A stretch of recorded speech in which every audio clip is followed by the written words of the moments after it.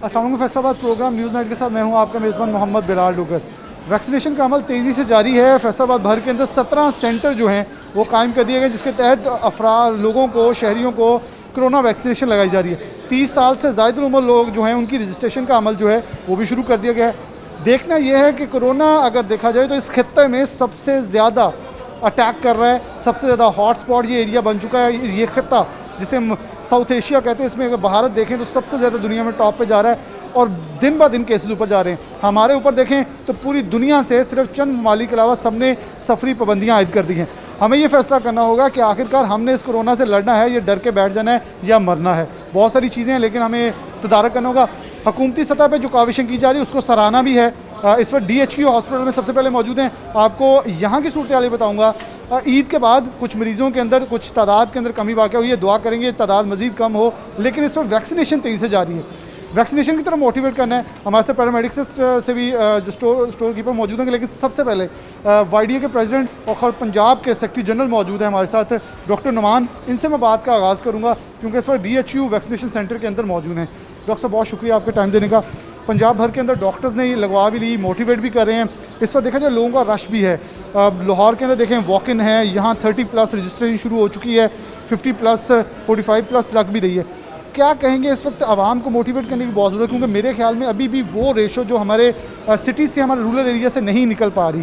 तो कैसे देख रहे लोगों का रुझान, क्योंकि 1 करोड़ अब हम अभी तक टच नहीं कर पाए। बिस्मिल्लाहिर्रहमानिर्रहीम। बहुत शुक्रिया। असल में देखें इशू ये है कि ये जो रेशो कम हुई है ना, अभी परसेंटेज कम हुई है, कुछ टेस्ट की रेशो भी कम हुई है।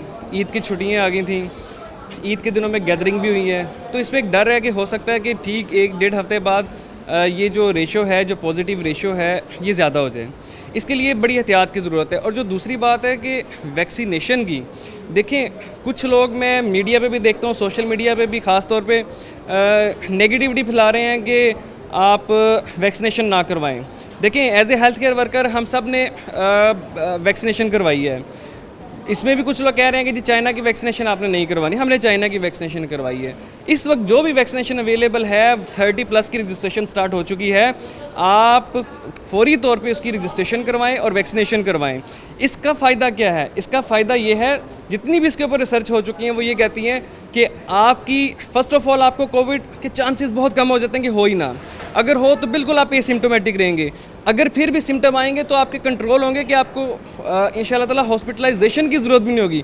अगर खुदा ना खास्ता किसी को हॉस्पिटलाइजेशन की ज़रूरत पड़ती है तो वो भी इस हद तक होगी कि उसे उसकी सिविरिटी कंट्रोल में होगी और होपफुली सिंपल ऑक्सीजन से भी वो कंट्रोल हो सकता है। इसके लिए वैक्सीनेशन जिसकी मैं तो अक्सर औकात में अपने इर्द गिर्द भी देख रहा हूँ कि बहुत से लोग हैं, उनको फोर्स करना पड़ रहा है कि आप खुदारा 50+ भी ऐसे लोग हैं कि जिन्होंने अभी तक अपनी रजिस्ट्रेशन तक नहीं करवाई, इस डर से कि इसके साइड इफ़ेक्ट्स बहुत ज़्यादा हैं।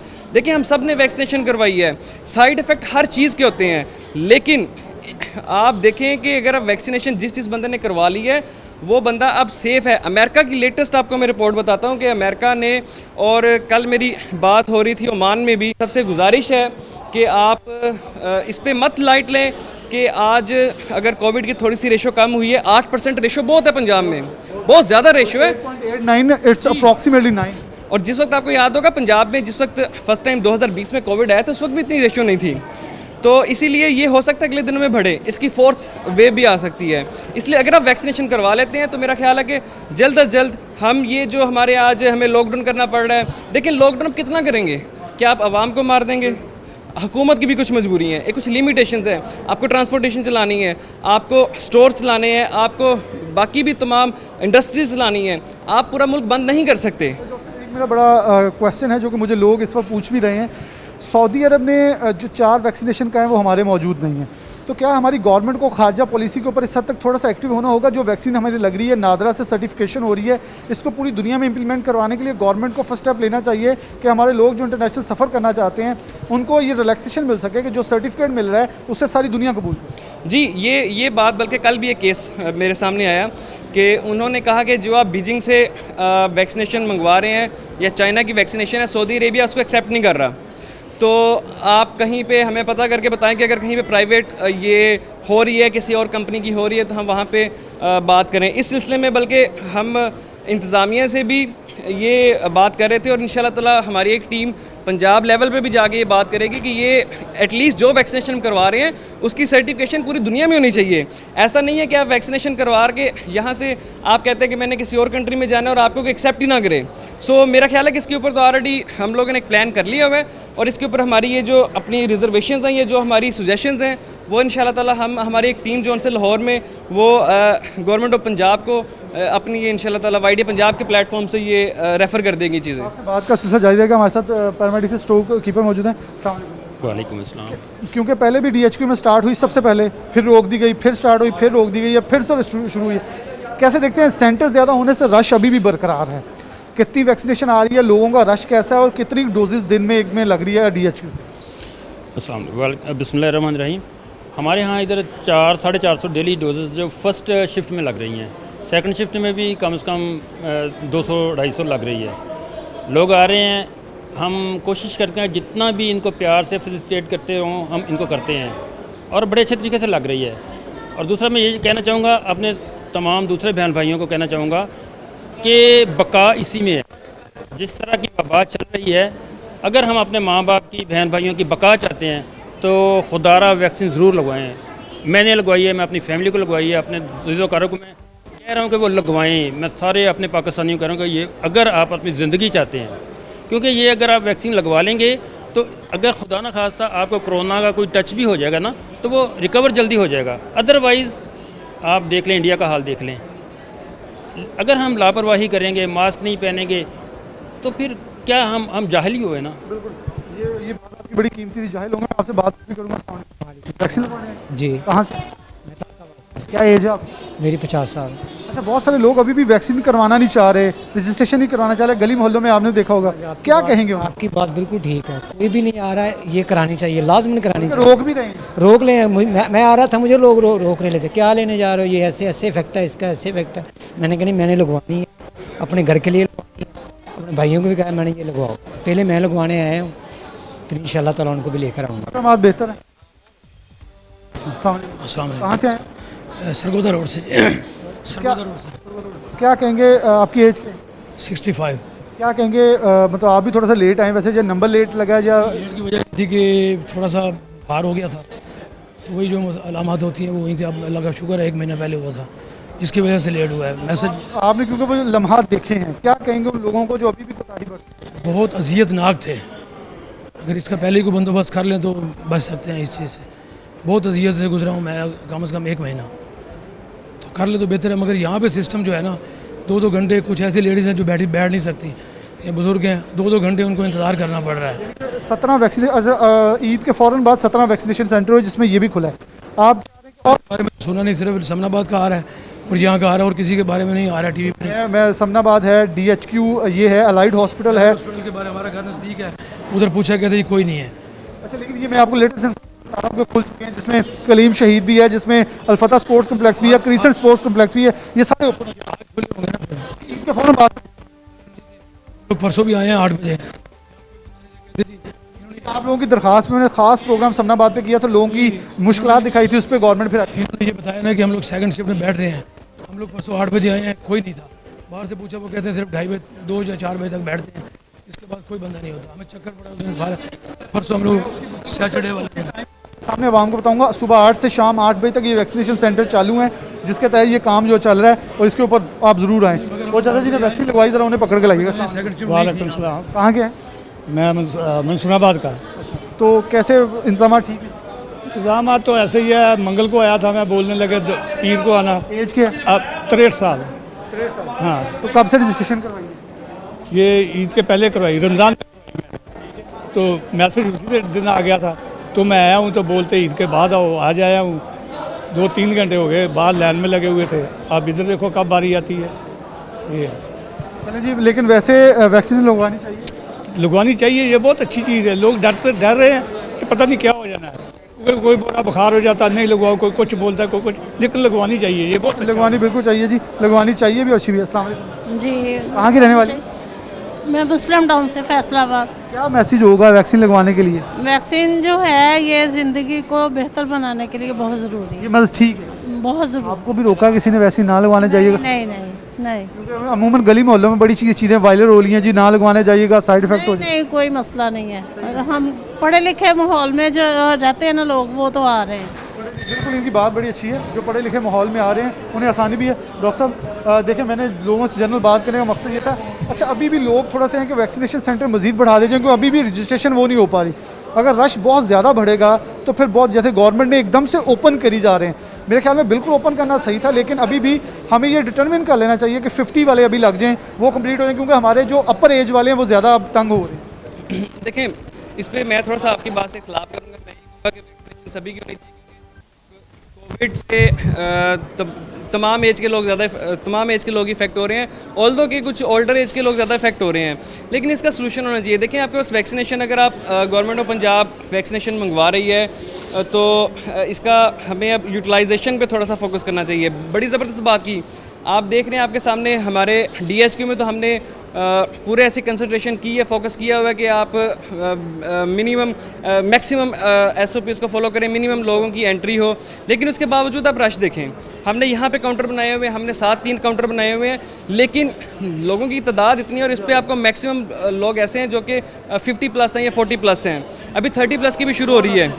अभी ऐसा रश देखें, अगर आप वैक्सीनेशन सेंटर मज़ीद बढ़ाते नहीं हैं, वैक्सीनेशन स्टाफ मज़ीद बढ़ाते नहीं हैं, वैक्सीनेशन काउंटर्स मज़ीद बढ़ाते नहीं हैं, तो ये बहुत ज़्यादा प्रॉब्लम हो जाएगा। पिछले दिनों, ईद के दिनों में कुछ सेंटर बंद थे और मैंने अपनी आंखों से ये देखा कि यहाँ पे इस सेंटर DHQ में इस लेवल का रश था कि आप यहाँ पे खड़े भी नहीं हो सकते थे। तो इस तरह से अगर बाकी सेंटर्स बंद होंगे या सेंटर की तादाद आप नहीं बढ़ाएंगे तो उसका अल्टीमेटली नुकसान क्या होगा कि हमारा मकसद क्या है, कोविड के दिनों में हमारा मकसद ये है कि हम गैदरिंग को रोकें।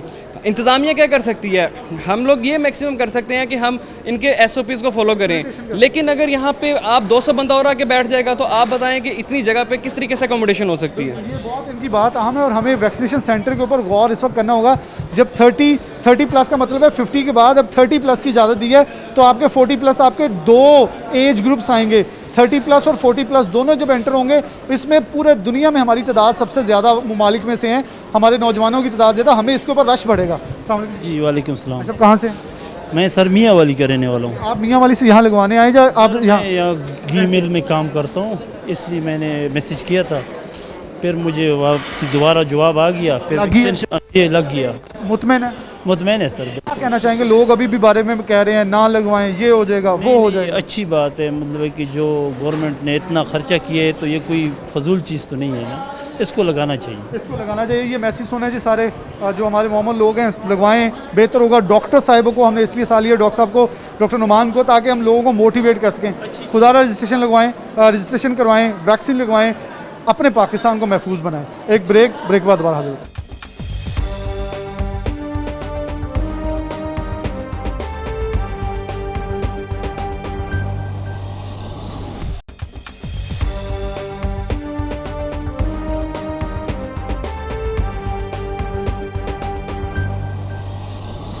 वेलकम बैक नाज़रीन, दोबारा से प्रोग्राम के अंदर खुशामदीद कहते हैं। वैक्सीनेशन का अमल शुरू है, वैक्सीनेशन हो भी रही है। हुकूमत पाकिस्तान की जानिब से पहले चाइना, अब बरतानवी वैक्सीनेशन जो है वो पाकिस्तान में आ चुकी है। डॉक्टर हजरात हमारे साथ मौजूद हैं, इनसे जो बात है वो भी करेंगे। आवाम की अवेयरनेस के ऊपर मेरा ख़ास तौर जोर है कि हमारी वैक्सीनेशन की स्पीड बिलाशुबा गवर्नमेंट की तरफ से वो तेज़ नहीं है जो होनी चाहिए। गवर्नमेंट तेज़ करने की कोशिश करी, लेकिन रजिस्ट्रेशन का अमल बहुत सुस्त है। अब 30 और 40+ जो एक एज ग्रुप ऐड होगा, तो बहुत बड़ा एज ग्रुप जब ऐड होगा, इससे क्या फ़र्क पड़ेगा, कितना हमें प्रॉम्प्ट रिएक्शन देना पड़ेगा, गवर्नमेंट को वैक्सीनेशन बढ़ाने की कितनी ज़रूरत है सेंटर्स की। डॉक्टर इरफान साहब और दीगर डॉक्टर हमारे साथ मौजूद हैं, इनसे पहले बात कर लेते हैं। डॉक्टर साहब बहुत शुक्रिया वक्त देने के लिए सब डॉक्टर्स का। कैसे देख रहे हैं इस वक्त हमारे रजिस्ट्रेशन का, गवर्नमेंट बारहा कह रही है, मोबाइल मैसेजेस, मोबाइल कॉल्स के ऊपर लगे हुए हैं अलर्ट्स कि आप वैक्सीनेशन रजिस्ट्रेशन करवाएँ, 30+ खोल दिया है।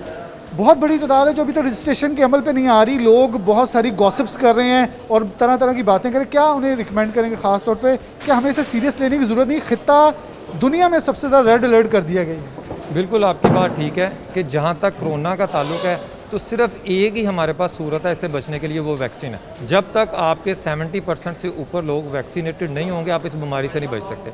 अब पूरी दुनिया में ये ग्राफ नीचे जा रहा है और हमारे ऊपर जा रहा है। अब बरतानिया देख लें, USA देख लें, सब में नीचे जा रहा है। क्यों जा रहा है? क्योंकि वहाँ पर 50% से ज़्यादा लोग तकरीबन वैक्सीनेट हो चुके हैं। तो इस वजह से हमारे लिए ज़रूरी है कि हम वैक्सीनेशन को तेज़ करें। अब इसके लिए मेरी एक सजेशन ये होगी कि सबसे बड़ी वजह तो लोगों को रश बहुत होता है, इसकी वजह से मोस्टली लोग नहीं आते कि रश बहुत होगा, मुझे वहाँ जाके कहीं कोरोना खुद ही ना हो जाए। तो इसकी सबसे बड़ा इसका लॉजिक ये है, इसका हल ये है कि हम जो OPD में बंद किए हैं, मसलन हमने डर्माटोलॉजी बंद कर दी है, हमने ENT बंद कर दी है, डेंटल बंद कर दिए, ये सारे के सारे रूम्स खोल के इसको वैक्सीनेशन सेंटर बना दिया जाए। अब ये सारे के सारे जब वैक्सीनेशन सेंटर बन जाएंगे, एक तो आपका रश कम हो जाएगा, कोरोना फैलने का चांस बहुत कम हो जाएगा और ज़्यादा से ज़्यादा लोगों को वैक्सीन लग जाएगी। तो ये तो एक सबसे बड़ी सजेशन आ जाती है, क्योंकि जब तक वैक्सीन के अमल को आप तेज़ नहीं करेंगे, इसको आम आवाम तक एक्सेस नहीं देंगे और आवाम के अंदर जो मौजूद ख़तरात या खदशात है उसको दूर नहीं करेंगे, वैक्सीनेशन का अमल कामयाब नहीं हो सकता। गवर्नमेंट ने यहाँ थोड़ी सी एक गलती की है कि सबसे पहले लोग एजुकेट करना चाहिए था, सेमिनार करने चाहिए थे, MP और MNA को कहना चाहिए था कि अपने हलके में लोगों को सेंसिटाइज़ करें कि वैक्सीन उनके लिए कितनी ज़रूरी है। और वैक्सीन उनके लिए तो ज़रूरी है ही है, हमारे पाकिस्तान के लिए बहुत ज़रूरी है। डॉक्टर साहब, आपके एक सवाल से मेरा सवाल है कि हम मोबाइल वैक्सीनेशन नहीं खोल सकते थे, क्योंकि दूर दराज के इलाके में हमारे बहुत सारे, देखें इलेक्शन में जो वोट कास्ट होता है, हमारे बुजुर्गों को उठा के लेके जाना पड़ता है कि वही अगर MNAs MPs इनको उठा के लगाएं, जो हमारी पाक आर्मी ये बहुत खदमात सर अंजाम दे रही है, ये यूटिलाइज़ वहाँ हो सकें और जैसे वो खदमात सर अंजाम देते आए हैं उनकी अगर जो फ़राइज़ हैं उधर यूज़ करवा लिए जाएँ तो ज़्यादा अच्छा नहीं कि हमारी वैक्सीन तेज़, क्योंकि इन्होंने खोल दिया 30+ तक, लेकिन बहुत सारे लोग हैं जो 50, मेरे ख्याल में 50 से बिलो होंगे, जो अभी तक रजिस्ट्रेशन के में नहीं आ सकते। आपकी बात तक मेरा ख्याल है 5% से कम लोगों को पाकिस्तान में वैक्सीन लगी। आगे तो रह गया ना, 18 से ऊपर कोई आपने वैक्सीन, तो ये मोबाइल ये हेल्थ यूनिट है, उन सबको गवर्नमेंट ले और उसके अंदर सिर्फ वैक्सीनेशन सेंटर बना दिए जाएं और हर MP और MNA के डेरे पे वो सारे के सारे जो मोबाइल वैक्सीनेशन यूनिट हैं या मोबाइल हॉस्पिटल है वो वहाँ पे जाएं और उसी के डेरे पे आके लोग सारे वैक्सीन लगवाएं। क्योंकि एक अवामी नुमाइंदे जो हैं, चाहे वो हुकूमत का है चाहे वो अपोजिशन का, उसकी आवाज़ में वज़न होता है, उसके साथ हज़ारों लोग मौजूद होते हैं और उसकी आवाज़ पर लब्बैक कहते हैं, तो उनको साथ इन्वॉल्व करें, साथ मोबाइल हेल्थ यूनिट इन्वॉल्व करें ताकि ज़्यादा से ज़्यादा लोग वैक्सीनेटेड हों। क्योंकि एक बात याद कर लें कि अगर इस साल तक आपने वैक्सीनेट ना लोगों को किया और आपका कोरोना कंट्रोल ना हुआ तो आप इंटरनेशनल लेवल पे आइसोलेट हो जाएंगे, आपकी बरामदात ख़त्म हो जाएंगी, लोग आपको अपने मुल्क दाखिल नहीं होने देंगे, लोग वीज़े की पाबंदी लगा देंगे। और इससे बचने के लिए ज़रूरी है कि हम खुद अपने दिमाग को खोलें और ख़ुद तमाम लोगों को उनकी दहलीज़ के ऊपर जाके वैक्सीनेट करवाएं। अगर किसी के ज़हन में कोई खदशात हैं तो हम वहाँ पर छोटे छोटे सेमिनार कर सकते हैं। इसके लिए YDA के भी नुमाइंदे हमारे साथ हैं, PMA के भी साथ हैं, हम हाज़िर हैं। हमें जहाँ कहेंगे, जिस गाँव में कहेंगे, जहाँ कहेंगे, हम लोगों को वैक्सीन के मतलब आगाह करने के लिए, उनको शऊर देने के लिए और उनके खदशात दूर करने के लिए हाजिर हैं।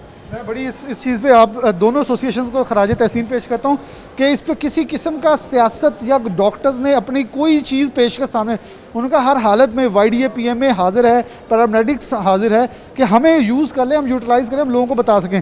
लोग डॉक्टर साहब बड़े गॉसिप्स कर रहे हैं, लगाने से ये हो जाएगा, फलां हो जाएगा, बहुत सारी चीज़ें, क्योंकि वो ऑन स्क्रीन में नहीं बोल सकता, लेकिन वो चीज़ें गॉसिप्स में आती हैं। लोग डर, क्योंकि हमारे लिटरेसी इतनी नहीं है, लोग मान लेते हैं कि पता नहीं मैं मर जाऊँगा, मैं बचूँगा नहीं। तो इस वाले से क्या गाइड करें? बिस्मिल्लाहिर्रहमानिर्रहीम। शुक्रिया बिलाल भाई, आपने बोलने का मौका दिया। बहुत आपकी वैसे भी मीडिया के थ्रू बहुत खिदमात हैं, आप अवेयरनेस दे रहे हैं लोगों को मीडिया के थ्रू। और जिस तरह के सर इरफान ने पहले बहुत सारी बातें एक्सप्लेन कर दी, आपके क्वेश्चन के रिलेटेड उसका आंसर ये है कि सबसे बड़ी एग्जांपल तो हम डॉक्टर खुद सामने खड़े हैं। हमने वैक्सीनेशन लगवा ली है अल्हम्दुलिल्लाह। जो पहली डोजेज आई थी पाकिस्तान में इनिशियल, उसमें हम सब वैक्सीनेटेड हो गए थे और अब हमें लगवाए भी 2 से 3 महीने हो चुके हैं। असल मसला ये है कि पाकिस्तान में लोग एजुकेट हम गवर्नमेंट भी नहीं कर सकी और लोग खुद भी एजुकेटेड इतने हम नहीं हैं। तो उसमें ये सीन है कि जो भी एक गॉसिप करता है फेसबुक पे या व्हाट्सएप पे, वो एक मैसेज चल पड़ता है और उसी के लोग पीछे लग जाते हैं। तो असल जिस तरह की बातें आपने की हैं और जो हम भी सुनने में आ रही हैं और जिस तरह की हम वो बातें यहाँ नहीं कर सकते, लेकिन उसका हकीकत से कोई ताल्लुक़ नहीं है। हम आपके सामने खड़े हैं अल्हम्दुलिल्लाह, बिल्कुल सेहतमंद हैं, हमें 2-2, 3-3 महीने हो चुके हैं लगवाए हुए। और सबसे बड़ी बात यह है कि अब vaccination is the future. Without vaccination, जैसा सर ने कहा कि आप ट्रैवल नहीं कर सकते। इवन हम सब मुसलमान हैं अल्हम्दुलिल्लाह, हमारा हज और उम्रा हम पे फ़र्ज़ है। हम वैक्सीनेशन के बगैर हम हज उम्रे पे भी नहीं जा सकते।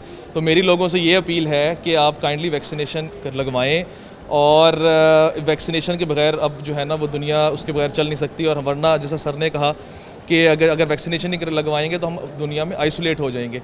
तो vaccination is the only cure to this disease. Thank you. बड़ा अहम सवाल है डॉक्टर साहब। डॉक्टर इरफान साहब ने बहुत वैलिड पॉइंट किया, आइसोलेट हो जाएंगे। मैं कहता हूँ हो गए हैं। हमारे सिर्फ चंद 3 से 4 ममालिक हैं, हम तुर्की बैन हैं, हम दुबई बैन हैं, सऊदी अरेबिया ने अपना सफ़र खोला है, हमारा नहीं ओपन किया। हम उधर बैन हैं, हम यूके बैन है, हम अमेरिका बैन है, कनाडा बैन है, ऑस्ट्रेलिया बैन है। कौन सा ऐसा मुल्क है, यूरोप तक हम मतलब एक वाहिद यूरोप बचता है, चंद ममालिक, उससे आगे हम कहीं नहीं जा सकते। तो क्या देखते हैं, और डॉक्टर्स वैक्सीन की जब हम बात करते हैं मोटिवेट कर सकते हैं लोगों को, लेकिन जब डॉक्टर्स फिर रहे हैं अपने वालिदैन को लगवाने के लिए, उनको टाइम नहीं मिल रहा था, उन्हें क्यूज़ में लगना पड़ा। क्यूज़ ऐसी थी कि डॉक्टर्स इंतजार कर रहे थे कि वैक्सीनेशन सेंटर बढ़ा दिए जाए। हम मोटिवेट तो कर सकते, लेकिन गवर्नमेंट के अंदर बहुत कुछ करना बाकी। बिल्कुल इस तरह ही है कि अब मसला ये भी है कि आवाम भी बहुत ज़्यादा मतलब है इंटरेस्ट नहीं ले रही, लेकिन जितनी आवाम इंटरेस्ट ले रही है उस रेशू से उतने सेंटर्स हमारे पास नहीं है। ये हमारे पीछे सेंटर बना हुआ है, आप देखें कि अंदर कितना रश है। अब बजाय इसके, जैसे सर ने, इरफान साहब ने मशवरा दिया कि ओपीडीज़ जो बंद पड़ी हैं उसके अंदर मल्टीपल सेंटर्स अगर बन जाएं, इसी तरह एक जगह कोई भी मुख्तस कर दी जाए, वहाँ पे मतलब है कि एटलीस्ट 50-60 पॉइंट्स हों, लोग आ रहे हैं लगवा के और जा रहे हैं। बहुत ज़्यादा लोग इस वजह से भी थोड़ा सा आने से कतराते हैं कि वहाँ जाएंगे पूरा दिन लग जाएगा कि हमारा ज़ाया हो जाएगा। हालांकि बहुत सारे लोग इस काम के लिए तैयार हैं, वैक्सीनेशन लगवाने के लिए। मैं कथा कलामी की माफ़ी चाहता हूँ। एग्रीकल्चर यूनिवर्सिटी हमारे पास सिक्योरिटी है, हमारी यूनिवर्सिटी है, ऑडिटोरियम, उसे बहुत सारे कामों के लिए यूज़ किया गया। इस काम के लिए अगर हम ऐसे ऐसे बड़े अदारे और वैसे जहाँ बिल्कुल खाली पड़ा, यूनिवर्सिटी क्लोज है, उसकी सिक्योरिटी है, उसका सारा सिस्टम यूज़ कर लें तो बहुत फ़वाद हासिल किए जा सकते हैं। बिल्कुल डेफिनेटली हमारा बहुत ज़्यादा तेज़ हो जाएगा ये वैक्सीनेशन का अमल। अभी हम, मेरा ख्याल है 30 या 40 लाख लोगों को सिर्फ वैक्सीनेट कर पाएँ। 22-23 करोड़ की आपकी आबादी है। इस एवरेज से आप चलते रहे तो पता नहीं आप कितने सालों में जाके वैक्सीनेट करेंगे सारी पॉपुलेशन को, और तब तक बहुत देर हो जानी है। कहीं ऐसा ना हो कि सारी दुनिया से ये सिस्टम ख़त्म हो जाए और पोलियो की तरह हम भी मतलब है कि इसको कोविड को लेके चलते रहें। ये बात आपकी बड़ी प्यारी, और डॉक्टर साहब ने जो पॉइंट्स तीनों ने उठाए वो बड़े वैलिड थे कि हम आइसोलेट हो ना जाएं। अगर हम देखें, हमने पोलियो में भी ऐसे काम किए, हमने हेपेटाइटिस के अंदर भी ये हरकत की हैं जिसकी बिना पे हम वहाँ। अच्छा, प्रॉब्लम एक है कि ये डॉक्टर साहिबान अपनी खिदमात से अंजाम देने के लिए मौजूद थे, मौजूद हैं, और ये फिर भी मौजूद रहेंगे, लेकिन प्रॉब्लम उस एंड के ऊपर है। जैसे अगर मैं एक छोटी सी एग्जांपल के साथ ब्रेक की तरफ बढ़ूंगा, गवर्नमेंट ऑफ पाकिस्तान सऊदी अरब का दौरा करके वज़ीर आज़म आते हैं, उनको इतना कन्विंस नहीं कर पा रहे कि जो वैक्सीनेशन सर्टिफिकेट हम दे रहे हैं वो आप वैलिड करार दें, क्योंकि हमारे बहुत सारे लोग जो वैक्सीनेशन करवाई बैठे हैं, जो सऊदी अरब जैसे फ़्लाइट्स ओपन होंगी जाने के लिए तैयार हैं, लेकिन उन्होंने 4 वैक्सीनेशन ऑन की हैं, उसमें पाकिस्तान के अंदर वो वैक्सीनेशन लग रही। ये बहुत बड़ा अलमिया है कि जो वैक्सीनेशन हमारे मुल्क में लग रही है उसे दुनिया कबूल नहीं कर रही। उस सर्टिफिकेट को पूरी दुनिया के अंदर खारजा पॉलिसी के साथ यूज़ करते हुए, यूटिलाइज़ करते हुए रिकमेंड करवाया जाए ताकि हमारे लोगों को मुश्किलात ना आए, वरना डॉक्टर साहब वाला पॉइंट, हमें आइसोलेशन का सामना करना पड़ सकता है। और रहती कसर जो भारत हमारे ऊपर पूरी कर रहा है, क्योंकि जो भी ममालिक हमारे ऊपर सफरी पाबंदियाँ आयद कर रहे हो, साथ दिख रहा है your cross border situation is very worst. तो हमें देखना होगा कि ये तो अल्लाह की रहमत, हमारा बॉर्डर बंद है, लेकिन उस वर्स्ट सिचुएशन के बचने के लिए अपने मुल्क के अंदर बहुत सारी क्योर अभी करना बाकी है। एक ब्रेक के बाद दोबारा हाजिर होगा।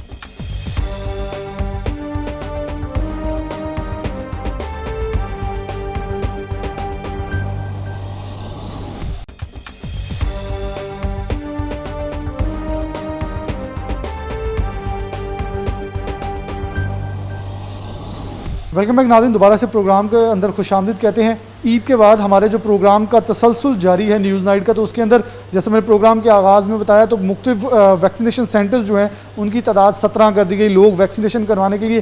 प्रोग्राम का मकसद स्टार्ट में बताया, मकसद ये है लोगों को अवेयर करना, उन्हें कन्विंस करना कि ये हमारी बचत के लिए हैं। ये डॉक्टर साहिबान जो फ्रंट लाइन वॉरियर्स के तौर पे अपने आप को, अपनी जानों को पेश किए हुए हैं, ये सिर्फ अपने आप को नहीं बल्कि अपने ख़ानदानों को पेश किए हुए हैं। इनके लिए ही, इनके ऊपर ही तरस खा लें और थोड़ा सा SOPs के ऊपर अमल करें। SOPs के ऊपर अमल किया तो ईद के अंदर हमने जो ईद के बाद रेशोज़ देखी है उसके अंदर वाज़िया कमी जो है वो हमें देखने को मिली। इस वक्त डॉक्टर खालिद नाज हमारे साथ मौजूद हैं जो कि इंचार्ज ICU कंसल्टेंट हैं, और ख़ास तौर पर कोरोना के हवाले से अगर देखें तो अलाइड हॉस्पिटल और गुलाम अहमदाबाद जो कि स्पेसिफिक 2 हॉस्पिटल डिप्लॉय किए गए थे, उनके ये इंचार्ज हैं इस कोरोना वार्ड्स के। जो सिचुएशन है, क्योंकि इस वक्त जिस मलबूस में मैं ज़ेब तन इस वक्त आपके सामने हूँ, मलबूस ज़ेब तन किया हुआ, ये इस चीज़ का वाज़िया सबूत है और आपको दिखाना चाहता हूँ कि ये चीज़ इतनी मामूली नहीं है। क्योंकि आज बहुत सारे प्रोग्राम्स के बाद ये मैंने यूनिफॉर्म पहना डॉक्टर्स के कहने पर, क्योंकि एक मैसेज आप तक पहुंचाया जा सके कि इसको सीरियस लें खुदारा। हमारे बहुत सारे प्यारे इससे बच चुके हैं, लेकिन अगर हम हमसाया ममालिक देखें पूरी दुनिया में, एक छोटी सी इन्फॉर्मेशन के बाद इनके पास चलूँगा, पूरी दुनिया ने हमें ट्रैवल बैन किया और उसके अंदर ये लिखा बेराशुबा भारत से हमारे पास कोई नहीं आ रहा, लेकिन साथ लिख दिया गया क्रॉस बॉर्डर रिलेशनशिप। और इसके ऊपर हमें गौर करें, हमारे बॉर्डर पार बहुत ख़तरनाक हालात हैं, हमें गौर करना होगा। अभी दिन गुजरे नहीं हैं, अभी गुजर रहे हैं। डॉक्टर साहब बहुत शुक्रिया वक्त देने के लिए, आपकी पूरी टीम को पहले तो सलाम पेश करूँगा जिन्होंने इस कठिन मरहले के अंदर खदमात सर अंजाम दी भी और दे भी रहे हैं। इस वक्त सूरत हाल क्या है, आवाम किस हद तक सीरियस आपके ख्याल में ले रही है और किस हद तक डॉक्टर्स कन्विंस करने में अभी भी उन्हें कामयाब हो पा रहे हैं? बिस्मिल्लाहिर्रहमानिर्रहीम। सबसे पहले तो मैं अपनी टीम सारी जिन्होंने कोविड डेडिकेटेड आईसीयू में काम किया उनको मैं सैल्यूट पेश करता हूँ। उसकी वजह यह है कि इनको मोटिवेशन देना हमारा फ़र्ज़ बनता है। अगर हम इनको मोटिवेशन नहीं देंगे तो ये काम नहीं कर सकेंगे, और जिस जगह पे ये काम करे वहाँ पे कोई बंदा आना पसंद नहीं करता। तो इन्होंने अपनी जानें ख़तरे में डाली। इन्होंने सबसे पहले मैं इसलिए कर रहा हूँ कि ताकि इनको हम मोटिवेट कर सकें, इनको हम इनसे हम बेहतर से बेहतर तरीके से काम ले सकें। दूसरी बात यह है कि अब आपने देखा कि लॉकडाउन हुआ है पिछले दिनों में, उससे वाज़ेह कमी आई है। हमारे पास इतने बुरे हालात थे कि 12 के 12 वेंटिलेटर हमारे पास यहाँ पे हैं, एक्सटेंडेबल है हमारा आईसीयू, लेकिन 12 के 12 वेंटिलेटर हमारे पास ऑक्यूपाई होते थे। खुद से उन चीज़ों पे अमल करें, देखा देखी दूसरे लोग भी इस पे अमल करेंगे। अगर आपके कोई करीबी हैं उनको ज़बरदस्ती भी ये काम करने के लिए कहें तो वो भी मेरे ख्याल में इस चीज़ से गुरेज नहीं करेंगे। यही हमारी बचत है, इसके अलावा हमारे पास बचत कोई नहीं। मैं यहाँ पे रोज़ाना इतने पेशेंट देखता हूँ और ये सारी हमारी लापरवाही की वजह से होता है। हमारी 60 अबव जनरेशन जो है ना वो मर रही है। क्यों मर रही है? वो तो घरों में बैठे होते हैं बेचारे, लेकिन बाहर से जो हमारे यंगस्टर्स लेके जाते हैं वायरस, वो घरों में उनको वायरस तोहफे के तौर पे दे के आते हैं, फिर वो हमारे पास लेके आते हैं इंतहाई मखदूश हालत में कि हम उनको बचा भी नहीं सकते। वो एक डॉक्टर साहब थे, उन्होंने कहा था कि अगर मैं बचा सकता होता ना किसी को, अगर मेरे में इतनी होती तो मैं कभी अपने माँ बाप को मरने ना देता। ठीक है ना, मेरे में वो कैपेसिटी नहीं है, वो खुदा ताला के पास है, मेरे पास वो नहीं है। मैं सिर्फ इन मरीज़ों की मुश्किलात आसान कर सकता हूँ, उनको तकलीफ़ दूर कर सकता हूँ, मैं उनको ज़िंदगी नहीं दे सकता। ज़िंदगी देने वाली ज़ात खुदा की है। तो मैं यही कहूँगा सब लोगों से कि खुदारा ये लोग SOPs में अमल करें, उसका बहुत फ़ायदा है आपको भी, आपके घर वालों को, आपके प्यारों को भी। मैं यहाँ पे तड़पते हुए लोगों को देखता हूँ अपने प्यारों के लिए, मुझे बड़ा दुख होता है, बहुत तकलीफ़ होती है बाज़ औक़ात। हालांकि मैं इस माहौल में रहता हूँ, मुझे नहीं होना चाहिए, लेकिन बाज़ औक़ात ऐसा इमोशनल सीन्स आते हैं यहाँ पे कि आम बंदे से भी ये बर्दाश्त नहीं होती चीज़ें। लेकिन ये हमारी सीधी सी बात है। और दूसरी बात ये वैक्सीनेशन के हवाले से बहुत से तहफ़्फ़ुज़ात लोगों को, वैक्सीनेशन बहुत अहम चीज़ है। हम इस तरह समझ लें कि अगर हम वैक्सीनेशन नहीं कराते तो हम नहाते हैं और हमारे ऊपर फ़ौज ने हमला कर दिया है। सब क्योंकि क्वेश्चन का सिलसिला हम ज़रा सवाल आगे बढ़ा लें। अभी भी आपके पास लोग आते हैं बिलाशुबा, जैसे कि आपने कहा कैरियर बन जाते हैं नौजवान, और नौजवान ये कहते हैं अपनी तरफ से सानू तो कुछ नहीं होता, हमें क्या हो जाएगा, हम बड़े ताकत व तवाना हैं। और अभी भी बहुत सारे लोगों का जब इंटरव्यू करते हो कहते हैं कहाँ है कोरोना, हमें नज़र भी नहीं आता और ना ये कुछ करता है। लेकिन उन लोगों को समझाने की बहुत ज़रूरत है जो कि इसके कैरियर बन के ज़्यादा फैला रहे हैं। असल में होता ये है कि यंगस्टर जो होता है ना, उसका इम्यून सिस्टम जो होता है ना वो बहुत बेहतर होता है बाकी अपना बूढ़े लोगों से। बूढ़े लोग होते हैं इम्यूनो कम्प्रोमाइज़ होते हैं और उनमें कई कोमोबिडिटीज़ होती हैं। कोमोबिडिटी मतलब है कि या डायबिटिक होते हैं या हाइपरटेंसिव होते हैं या उनमें इस्कीमिक हार्ट डिजीज़ होती है। तो इन पेशेंट्स को मतलब है कि इन लोगों में हमारा इम्यून सिस्टम जो कम्प्रोमाइज़ होता है, तो यंगस्टर जो होते हैं वो इसके बोझ को बर्दाश्त कर लेते हैं। इनको कोई डैमेज हो भी जाए ना फ़र्ज़ किया, तो इनके अंदर इतनी कैपेसिटी बॉडी के अंदर होती है कि वो उनका इम्यून सिस्टम जो है ना उसको विद होल्ड कर लेता है सारी चीज़ों को। लेकिन जो बूढ़े बंदे हैं जो इम्यूनो कम्प्रोमाइज़ पहले से हैं, उनकी फ़ौज कमज़ोर है। तो जो ही वायरस ने हमला किया तो आर्गन भी उनके कमज़ोर होते हैं, तो पहले डिजीज़ भी कुछ उनको होती हैं, तो वो बेचारे इसकी अपना ताब नहीं ला सकते। एक बड़ा अहम सवाल होगा क्योंकि आपके पास इस वक्त कोरोना का वार्ड है पीछे, हम उधर ज़रा SOPs को मलूज़ खाते रखते नहीं जा रहे, ताकि लोगों को ये बताएं कि हमने भी कोई SOP को डिफॉलो नहीं किया, हम फॉलो करके खड़े हैं। यहाँ भी हैं तो पूरे किट के अंदर हैं।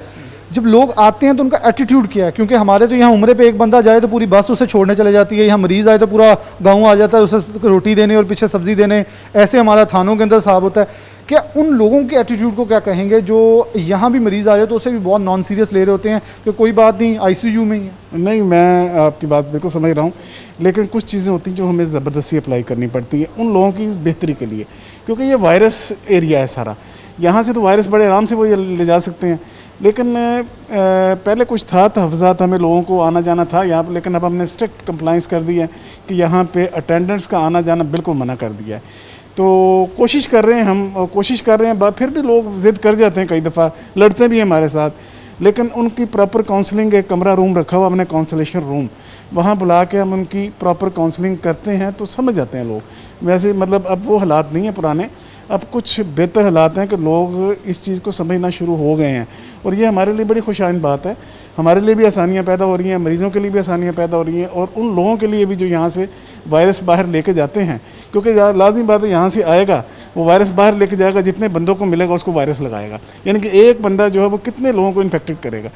तो अब बहरहाल बहुत बेहतर हालात हैं, लोग समझते हैं। अब हम उनको एक, या मतलब ये पिछला रूम है, उससे आगे ये रूम है, तीसरी जगह पे जाके वो बैठे हुए हैं, वहाँ से हमारा बंदा उनसे जो भी चीज़ फीड लेनी हो या कोई ऐसा उन्होंने कोई फीडबैक लेना हो या हमने काउंसलेशन करनी हो, तो उनको एक टाइम दे देते हैं कि इस टाइम पे आ जाए, हम आपको ब्रीफ कर देंगे पेशेंट के बारे में।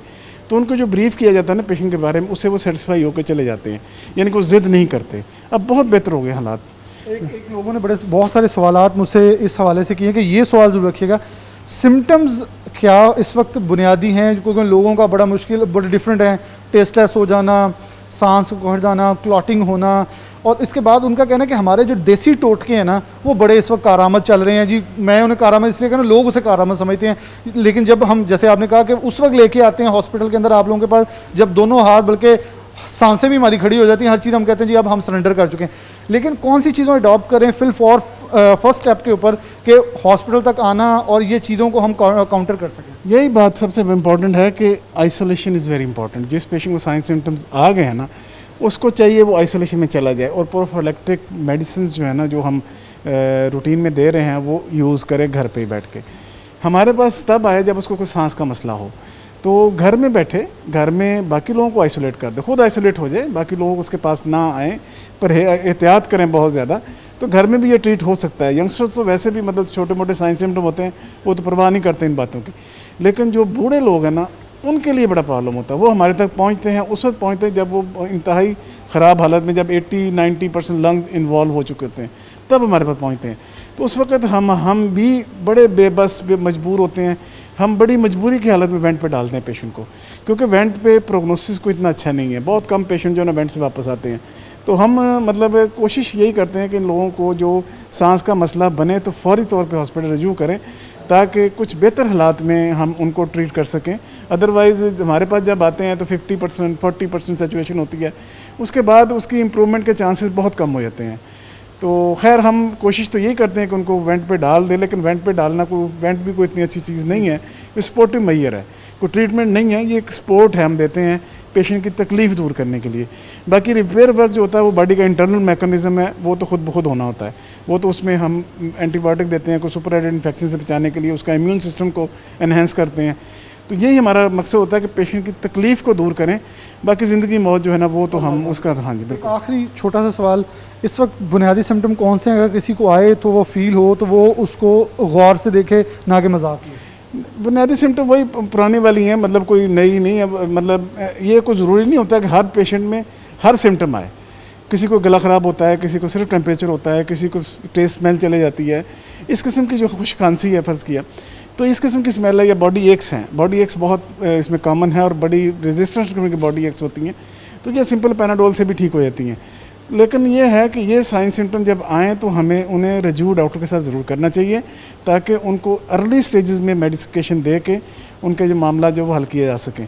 अदरवाइज़ वो जो घर के टोटके इस्तेमाल करते हैं तो वो देर कर देते हैं उसमें ना, उसमें वायरस जो है ना अपना काम दिखा जाता है उतनी देर में, वायरस अपना काम दिखा जाता है। डॉक्टर खालिद नासर मौजूद थे, उनकी पूरी टीम थी, एक बार दोबारा से सैल्यूट, और मेरे देखने वाले नाज़रीन भी ज़रूर इन लोगों के लिए दुआएँ भी करें, क्योंकि जो दवा ये कर रहे हैं हमारे लिए, दुआ हमारी बनती है। तो बहुत अहमियत के हामिल ये चीज़ें हैं कि हम इस वक्त कहाँ खड़े हैं, किस दोराहे पे खड़े हैं। पूरी दुनिया इस वक्त अगर किसी खित्ते को देख रही है तो ये खित्ता है जो सबसे ज़्यादा कोविड का ख़तरनाक खित्ता बना हुआ है।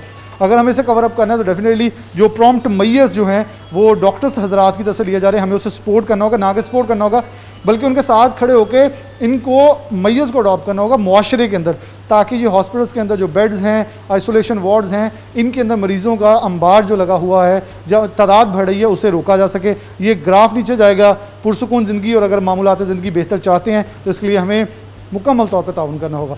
इसी के साथ प्रोग्राम न्यूज़ नेट से इजाज़त दीजिए। अल्लाह हाफ़िज़।